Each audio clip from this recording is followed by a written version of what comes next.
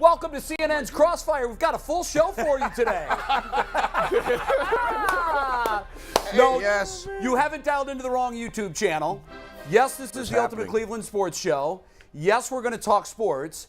But we had an opportunity to get the mayor of our fine city, Justin Bibb, in to talk all things sports. We found out he's a huge sports fan. That's right. So we're interested in diving into that. And also, there's a lot of intersections of sports and community, especially now, I think. I think now maybe more than ever. So we're going to dive into all of that on today's show. Thank you so much for making time for us. We appreciate it. Thanks for having me. Look forward to being here. It is great to have you here, and let's get right into it. Absolutely. I know you're a big basketball fan. I am. You mentioned that to us off the air, and everybody's excited about the Cavaliers right now. What was your reaction when Donovan Mitchell got traded to the Cavs? I think I yelled in my office. We did too, so it's okay. And I really thought we were going to lose him to the Knicks. Yeah, right. But the fact that they pulled the trigger was huge. I was actually at an event with Kobe Altman for our Hoops After Dark program, and I said, look, can you get us KD, get us something? Just like, look, I got something in the works. Just hold tight. And then a couple weeks later, we get Donovan Mitchell. So really excited about it. He's a man of his word. Yeah, absolutely. Have you been able to watch any of the 3 games yet? And if so, what's your early impressions of it? Well, when Bally's works, I can watch it. Let's go, Bally's. Get it together, will you? Bull went off on that. But I went to the game on Sunday.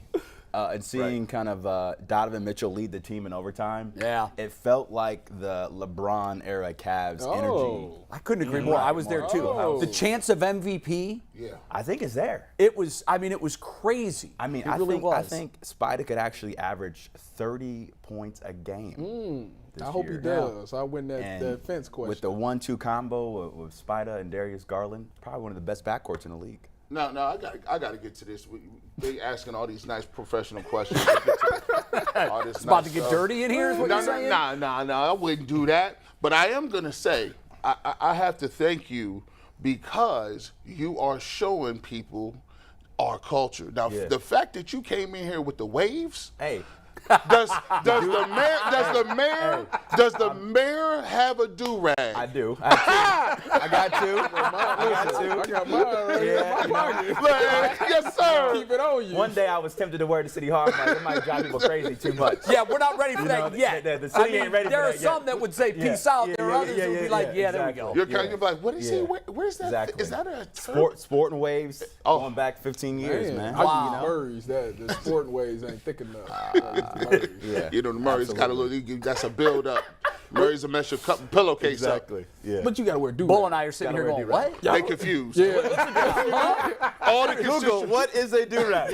Mayor, fix this up. What's going on here? Because a lot of times he'll talk the street and he won't translate it for Bull and I, and we're just kind of confused. We got to keep the waves tight. Right? Yeah, so you do that by sport and waves. It's a gel that you put in your hair. Don't lump me in with you. You don't know what they're talking about. I know things. I grew up in the city. You grew up in the sticks. Oh, man. So you grew up in the suburbs. Everybody from New York City thinks if you go west of the East River, you're in the Midwest. Right. That's all cornfields out there, No, right? you grew up in a small town. You didn't grow up in I Cleveland. mean, I would call Sandusky a small town. That's a small town. Come on now. Hey, thanks for having my back. I see what side you're on. I grew up in Brooklyn. That's a city. Wow. So sport and waves. So, Bull, you explain it to me. I don't know what the hell's going on. That's what I thought. You had me going. I know. So sport and waves is grease. You put it in your hair, you brush it. It makes your hair. Put a little water on top. It makes your hair like stick. And that's how you get the waves. Yeah. Absolutely. You gotta have a good barber. Now, I've never known. Sport and waves is like, that's what typically a lot of people use. However, I got coarse hair, so I got to use Murray's, which is like, that's like, I'm talking like your hair don't move. Yeah. And what, Really? It's like as hard as Crisco grease. Yeah. It's like no. It's the only thing that works. You don't leave it in. You just like put it in, put the rag on, sleep on it. What do you do? You sleep on it. And then you certainly wash it out before you go out. But during the day, it's in there. No, Can we say Murray's is a sponsor? I usually only take mine off when I leave the house. That's it. When I'm at home, do-rag comes on. it. So No kidding. at all Pretty times. much. I just took did mine not off know before that. we started. We'll educate you guys today. That's right. Tyvus came in here one day head on fire, right? He's like, yo, I'm going to look down. I want you to tell me what you see up here. And I'm like, It's getting Ty, bad. I've seen a little skin. It's getting bad. He was freaking out. He was like, and so G was putting got me. fake hair on. G got me G-Bush together. goes into this What'd whole. you have in your Yeah, hair? yeah. What's making it go like that? You know, I got 2 daughters now. Oh, and that's then stress. I'm married. That's what I'm worried about in this job. I'm gonna lose his line. Yeah. No, I'm you're gonna be good. bald. No, you're good. You're So- good. I worked with Stephen A. for years. He used to measure the line between the tip of his eyebrows to the top of his head. But politics will age you. You will. Very Yes, quick. that is- I mean, that is Very correct. quick. Very Well, quick. let's hope so, because right now, and this is meant as the most sincere compliment I can Yeah. give, I would card you if I was working at a package store. I get that all the time. That's true. When I was running for office last year, I would get 2 questions when I was knocking on doors. First question I would get is, "Are you Leon Bibb's son?" Yeah, people have asked me that too. That's I'm my like, I don't think so. I would know that. But the second question was, Yeah. "Are you old enough to run for mayor?" Yeah. I'm like, I turn 35 next year, so maybe if I don't become mayor, I'll run for president. But I'm 34. 35 is the age for president. 34. How old do Yeah. you have to be to run for mayor? 21? 18? I think. I don't know. I think 18. I should But- know that, but It was. I should You know. don't look 34, by the way. I get that all the time. Not even I can't. close. I can't grow the beard. It looks really weird. Give it So I time. just- I'm trying. It ain't working out. Hey, This is kind of like He's got patchy. This is kind of like beaver fur. Like teach it don't, you guys. it I'll don't teach never you want to how to lay down. It's Bull, messed up. Bull just shaved his. I just cut my goatee Hold on. off. Mayor, listen real closely. You can hear his facial hair growing. Mine. That's Yeah. true. Bull, by 3 o'clock, quick? he'll have a Yeah, I'm full like a crop. werewolf, basically. Must be nice. That's When'd you my start story. shaving? What age? Like 11. What? No, I was shaving by 11. That's yeah. crazy. What? Listen, That's insane. I'm Jewish. We tend to be hairy people. I don't know. Or at least I am. I don't know if So, everybody Mayor, is. why you've been in office enough time to sort of get the lay of the months. land, as Yeah. you will. Yeah. There are always skeletons that you think, wow, I didn't realize this, I didn't realize that. I know the snow removal was a big problem. Yeah, it was bad. And you made it priority 1, but you can't click your fingers No. and create these huge snow removal machines out of thin air. Yeah. Let's take snow removal off the table, because I would guess that was your biggest, wow, I've got a lot to do here. Yeah. What was number 2? The decision we made on bars and restaurants closing early during All-Star Weekend, right? Yeah. That was probably the most controversial thing we decided. I remember since I've well. been in office, and I was balancing a couple things, right? Because I wanted all the bars and restaurants to stay open until 4, like they did during MLB All-Star Weekend, the draft, etc. But we were down nearly 200 cops, first and foremost. Yeah. So there were safety concerns. Secondly, I talked to the former mayor of Atlanta, Keisha Lance Bottoms. She said, look, they had a lot of issues last year with All-Star Game. And so I took the right counsel from my chief of police, Wayne Drummond. I said, look, we're going to close at 2:30. I want to keep the city safe, because as a young mayor, but a young black mayor, I know the scrutiny would be tenfold on me if stuff popped off during All-Star Weekend. And so I really wanted to prioritize safety. The city looked amazing. The city was safe that weekend. But I think the lesson I learned there was you got to over-communicate in this job, right? You got to go above and beyond to communicate why you're making your decisions, what's your rationale, even though they might not be popular. Right. And that was probably the earliest lesson I learned.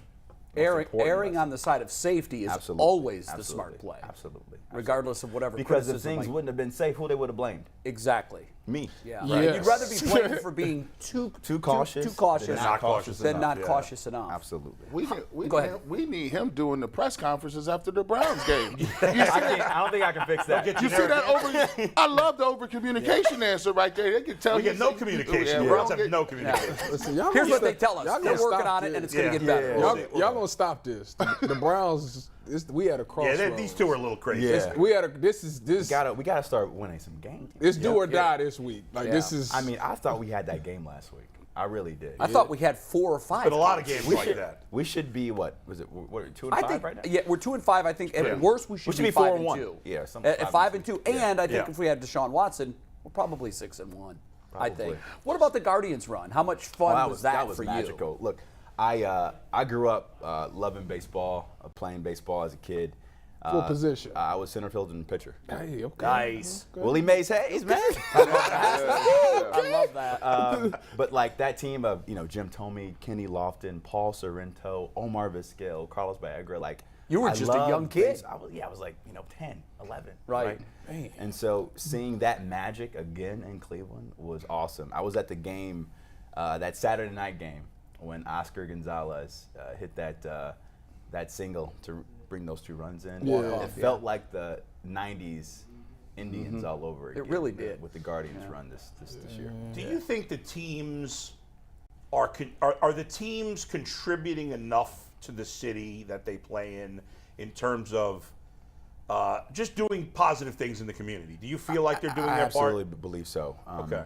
You know, we've done a lot of work this summer with the Cleveland Cavs on our violence prevention work. We brought back midnight basketball this year.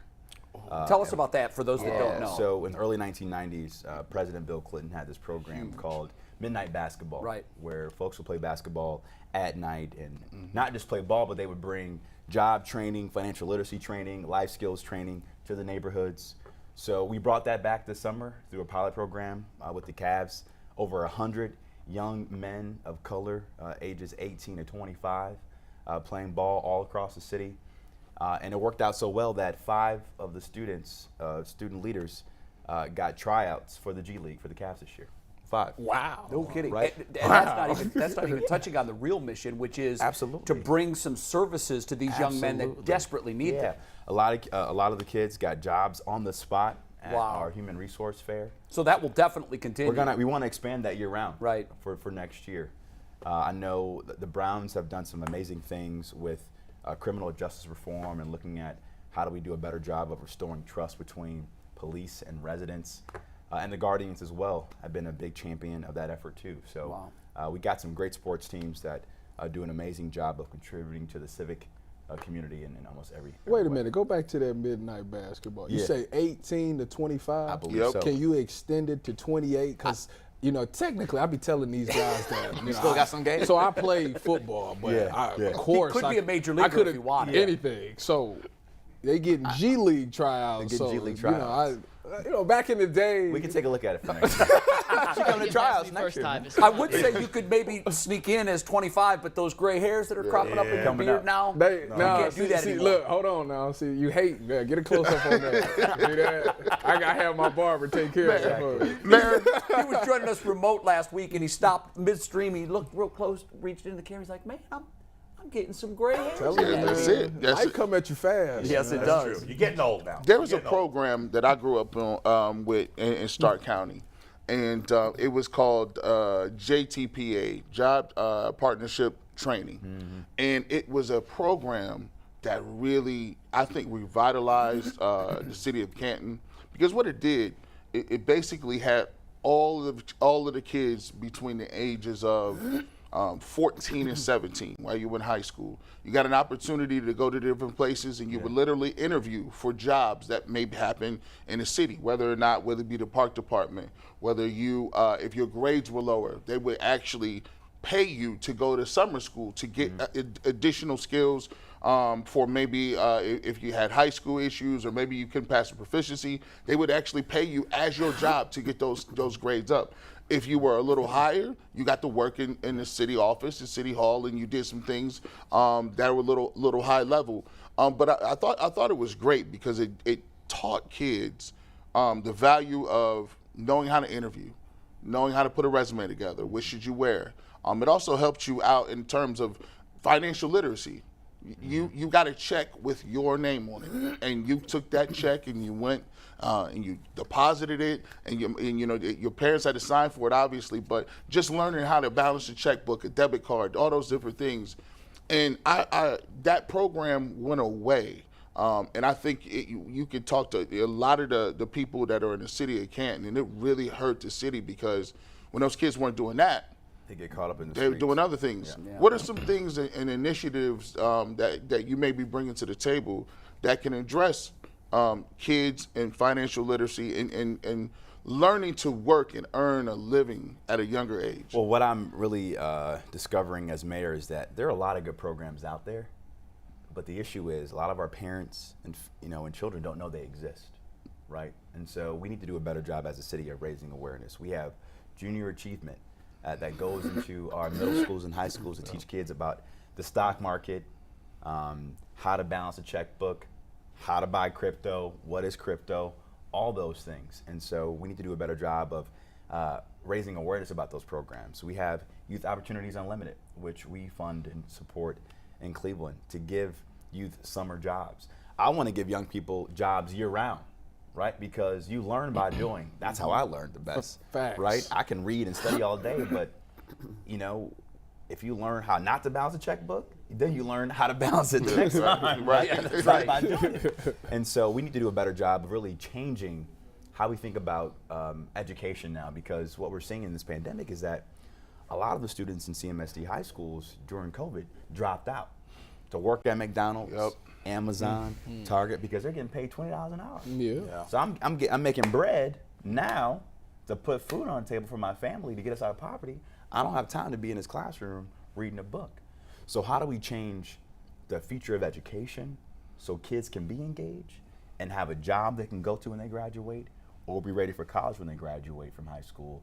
But every child learns differently, so we must do a better job of creating those individual pathways for young people across our cities. Speaking of things that are important for young people, and just the city in general, I mean, this is not a unique problem to Cleveland, but the voter turnout in the city of Cleveland is really low.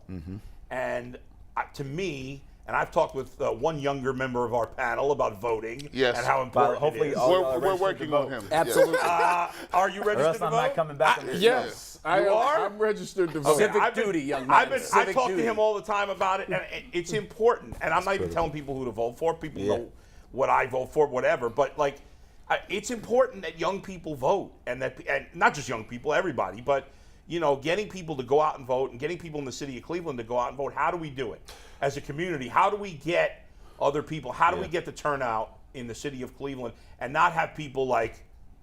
What's the point? Because it if I has vote, been nothing's gonna historically matter. low in Cleveland, if I'm not mistaken. It has. And compared to other urban areas, it's below the average. I think there are a couple of things. Number one, we got to start early. I registered to vote when I was a junior in high school because I qualified for the 2004, I'm dating myself, presidential election when I turned 18 in high school. So I cast my first ballot as a senior in high school. Wow. When I voted for John Kerry for president, right? Because my high school, Trinity High School, really prioritized civics education. Why voting matters for how your schools Are look we still like. doing that in your view? Not a good enough job. you Yeah. know, right? We're doing it in pockets, but we're not doing a good enough job. Second thing I would say is we got to give people a reason to vote, right? Make them care. Yeah, if the conditions of your neighborhood are changing, why would I vote for my member of city council? Why would I vote for my mayor? That's why I ran for mayor last year, because I felt that the residents of Cleveland deserved better from their local government. Agreed. And I knocked on thousands and thousands and thousands of doors last year, and you'd be surprised how many residents told me that this is the first time any candidate for public office ever knocked on their door and asked for their vote. It really ever happens. Yeah, the door-to-door is almost gone. Absolutely. And so what I've been trying to do is I'm still knocking on doors, even though I'm not running for anything right now. What do you say when you go? Well, hey, here's who you should vote for, because this is what we need in Cleveland from our state legislatures and governor down in Columbus. Here's what we need from members of Congress in D.C. My campaign team from my mayoral campaign has been knocking on doors the last 4 weeks already to get out the vote. And what politicians usually do is we ask for your vote, and then 4 years from now, that's when you hear from us again. Right. Versus that continuous engagement, right? That's how you, in my opinion, you change democracy and keep people engaged in the democratic Let's process. flip to sports. There's been a lot of discussion over the last year, maybe plus, that the Cleveland Browns and their ownership group are kicking the tires on a potential relocation. Obviously in the metro area, but perhaps not on the lakefront, and even more significantly, perhaps not in the city of Cleveland. What do you know about that? What do you think is going to happen down the road? Where are they? Well, we're in early stages. Their lease isn't up until 2028. Right. But it's my priority to, number one, keep them in Cleveland, first and foremost. Where they are? Where they are. Keep them on the lakefront. I think that we have an amazing opportunity right now coming out of this pandemic to really reimagine the beauty of our lakefront. We have 17 miles, over 2,000 acres of prime time real estate on what I'm calling America's North Coast that we truly haven't maximized yet as a city. And so we've been in early discussions with the Haslams to really talk about how do we reimagine what that stadium should look like to make it a 24/7, 365 days a year destination? What is your vision that for? I just remember when the NFL draft was in. Yeah. And how gorgeous they made our city look, beautiful. number one. It was beautiful. But secondly, how vibrant and alive compared to what it feels like the other 363 days when they weren't here. Yeah. Where it feels like it's on life support. Yeah. And then to watch it in that short period of time come to life was so invigorating and so exciting to me, because when I go to Chicago and I see what they do with their water, I've always questioned There's no what reason are why we Cleveland's doing lakefront here. should be better what, than the airport. Get rid of the airport. What That's is your on the vision list. for this valuable So property? what I'd like to do is I want to activate the space around Brown Stadium where there's shopping, housing, mixed commercial development. So there's stuff to do outside of just going to a Browns game. Right. Make it a true neighborhood. Restaurants. Even residential. Absolutely. And then build on the great assets we have with the Great Lakes Science Center and the Rock and Roll Hall of Fame, which is seeing historic numbers in terms of attendance, and they're doing a brand new modernization plan that I'm really excited about.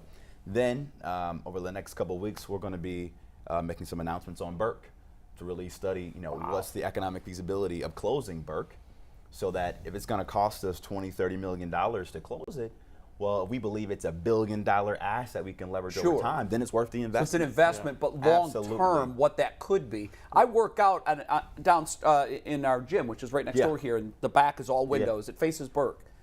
And when I'm running or on any of the ellipticals or whatever, I'm looking directly at the water. And I never see planes come and go. No, not many people are flying out of Burke. It's just for billionaires, right? Yeah. That come in and they can fly out of Hopkins. Yeah, let let them them go fly out of there. Hopkins. And we have a county airport too that we can take a look at. Why has it been stalled out? Lack of leadership. That's why we needed young blood here. I love the quick answer. Yes. Listen, I'm not afraid of trying new things. Right. If we fail, okay, we failed. What worked, what didn't work, and we try again. We have to be more innovative and less risk averse in the public sector. Now, Mayor, I'm old. I'm 57. Yeah. I want to see this in my lifetime. Do I have to live to 100? No. Or because I know these plans. No.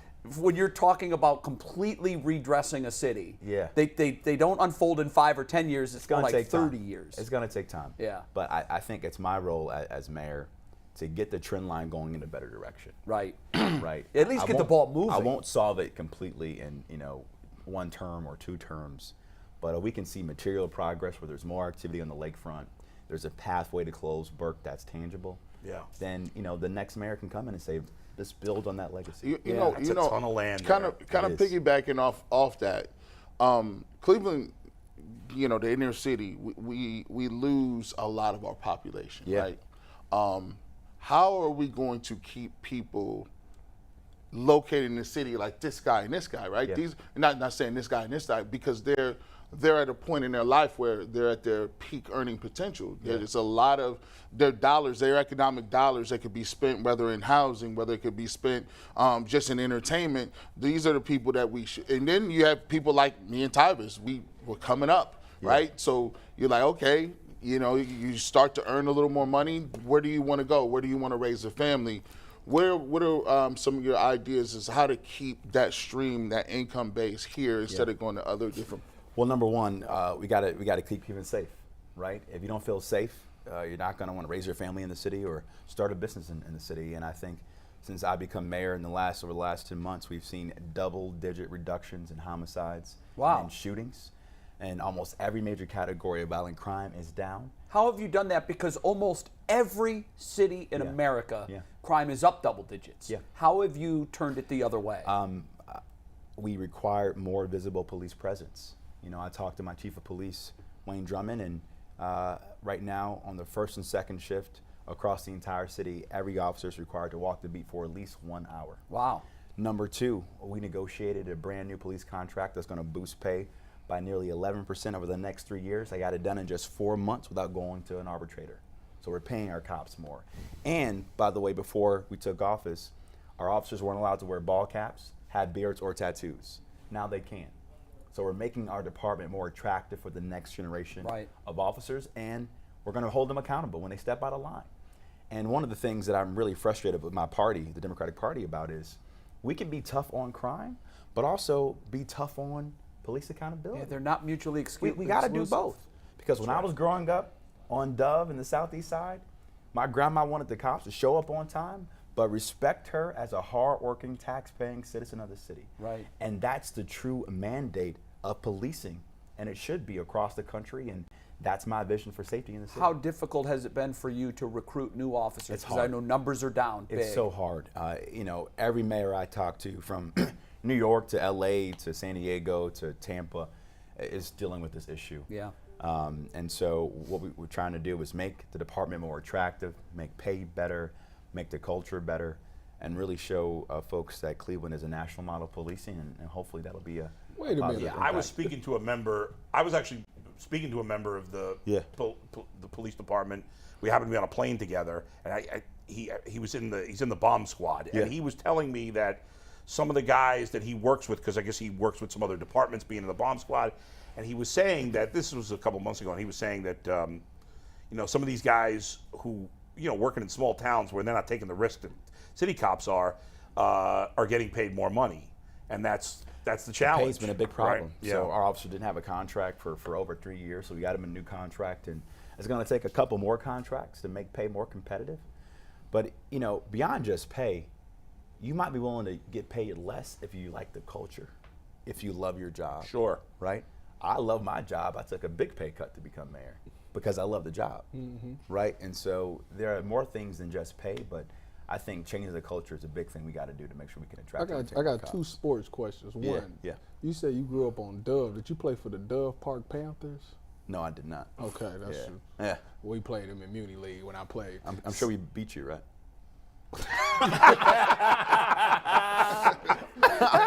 This guy's hilarious. That wasn't an Did answer. y'all play at the John Adams Field? Yes. Yeah, okay, yeah. I played used to for go the up there. Cleveland Warriors. I used to go up there and see them. Cleveland Warriors Yeah. Mini League football. Yeah. But secondly, Yeah. when you watch this, take it back to the Cavs. When you watch this Cavs team right now, do you think, as they are now, that they can't win it all, or do you think they need to acquire one more piece? I think we need one more slasher small forward on the defensive side, on the wing side. So like a Jay Crowder. Yeah, someone that can bring some good defensive energy, but also get a good double-double every game. Do you think we have the shooter that we need? That's my concern. I do. You do? Yeah, but I would take one more score. Okay. Yeah, we can find a guy like that I at the would trade take deadline. one more score. Yeah. Yeah. You can never have enough. Oh, hold on. We're 20 minutes in, and it just dawned on me. We haven't told you guys. Matter of fact, look, please subscribe to the channel, hit the like button, hit that notification bell. Yeah. By the way, I think it'd be awesome. You know, we got a great politician in the building. It'd be great if he would look in camera one and tell him why you should subscribe to the Ultimate Cleveland Sports Show. You're shameless, man. You are shameless. If you want the best insights and the best candor on what's real with Cleveland sports, tap into the Ultimate Cleveland Sports Show. There you go. That's what it's about. Hit the bell. Hit the bell. I do all Speaking right. of the combination of politics and athletes, like, have you tried to talk with some of the professional athletes in this town to use their celebrity to encourage people to vote? I think Nick, I don't want to give away where he lives, but I'm pretty sure Nick Chubb lives in the city, if I remember correctly. But I don't know. Has that been something that's been attempted? I talked to a lot of the athletes about not just voting, but just getting involved in Cleveland. Right, sure. You know, I was able to, Denzel Ward and I visited a young man, Curtis Jackson, who got shot this summer. Yeah. He was valedictorian of his class, incoming freshman at St. Ed's, and we went over to his house and just played Madden with him. It lit up his day. That's dope. That's Right? cool. That's and, dope. And so, you know, we need to make it real for athletes. It's more than just doing an IG post or going to a rally or serving food at a soup kitchen. But get to know these kids, because a lot of these kids want to become the next Myles Garrett or Denzel Ward or Donovan Mitchell or Darius Garland. And so we got to do everything we can to wrap our complete selves around these young people to give them hope, because you are what you see, right? When I was growing up, I didn't see a lot of folks, you know, owning businesses. The only man I saw in a suit was my pastor. So I thought maybe I should be a pastor. Wasn't until I got to college where I said, okay, I can be in politics, or I can be in banking, or I can be in consulting. So we got to do a better job of exposing young people to what they can become. We have 3 minutes, and I really wanted to ask you about the land around Progressive, and even, you know, it's a little more distant, but Rocket Mortgage. I think some of that land is a little more developed. Yeah. But I know that the Dolans have taken on a couple of minority partners, and there's been discussion of doing something with that land, which it's depressing when I go down there and I look directly across the street. It's an empty storefront. There's, you know, in that vicinity. What's your plan for developing that area for some residential and for entertainment, restaurants, and whatnot? Because I think that's a piece that's been missing that could really help boost the area down there. Well, just like we want to do where the Brown Stadium is, we need to activate our stadium districts for shopping, for retail, for residential, and make them true neighborhoods. And so we've been in early conversations with the Guardians and the Cavaliers about really activating the Gateway District to a true neighborhood, because we can do that. Then we connect Gateway to the riverfront, and we have some big plans for the riverfront with the Bedrock family of companies and Dave Gilbert as well too. So there's a lot in store. Dan Gilbert, sorry. I have a pipe dream, so I know you're going to dismiss this because it's going to be about $10 billion. But my pipe dream is, I mean, if you were starting all over from scratch and you were building Cleveland, you wouldn't have 90 come right on the lakefront and go. So I've That's always pure thought, redlining, by the way. Could you imagine if there was a Talk that tunnel, talk. Talk if to at 'em. some point around Euclid, it goes underground, and then the 90 connection is underground, and all of that land, which is now the highway, because the big barrier to the lakefront is the highway. Yeah. So I mean, I always imagine, and I know the funds. I don't know where this money comes from, but if there was a tunnel that went underground and all that land suddenly became available, it would be amazing what you could do with that property. So we are starting next week, we're going to have one of our first town halls on our North Coast connector plan to better connect downtown to the lakefront. And one thing we want to do is figure out, is there a way to address that highway that divides the lakefront from downtown, but also it really redlines the lakefront from the east side of the city. It does. Right? It does. And so there's billions of dollars in the bipartisan infrastructure bill we're going to try to compete for to address that, but we got a long way to go. I don't think the tunnel is an answer. Nah, it's just it's too much of a pipe dream.